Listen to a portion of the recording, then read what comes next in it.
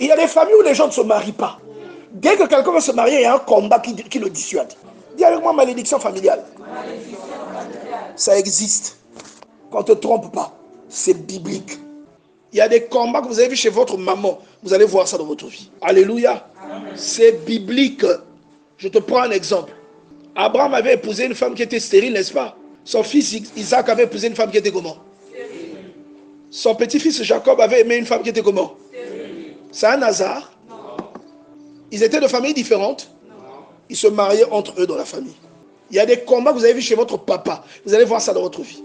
Parce que parfois, il y a des lois établies qui se dressent. Dès que vous êtes en couple, quelque chose vous combat. Vous n'avez plus la paix.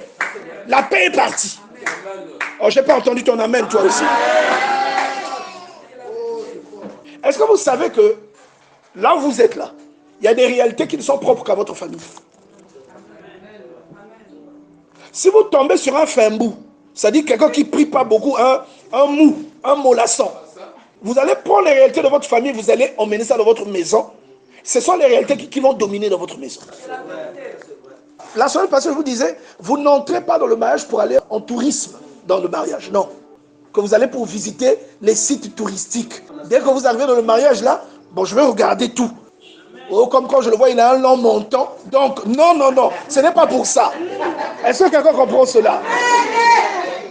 Beaucoup de gens se trompent parce qu'en venant dans le mariage, beaucoup viennent pour se satisfaire. Et parfois même les raisons pour lesquelles ils se marient sont des raisons faussées. Tu vas te marier à quelqu'un parce que la personne a des hanches. Que Dieu nous donne la révélation. Amen. Que Dieu te donne la femme de ta destinée. Amen. Que Dieu te donne le mari de ta destinée.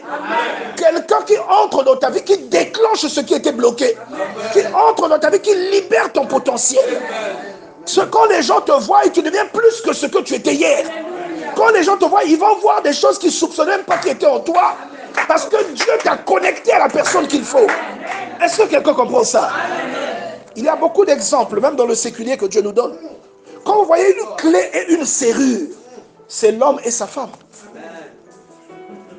En réalité, je suis en train de dire à quelqu'un que votre entrée dans le mariage doit ressembler à une clé que l'on insère dans une serrure.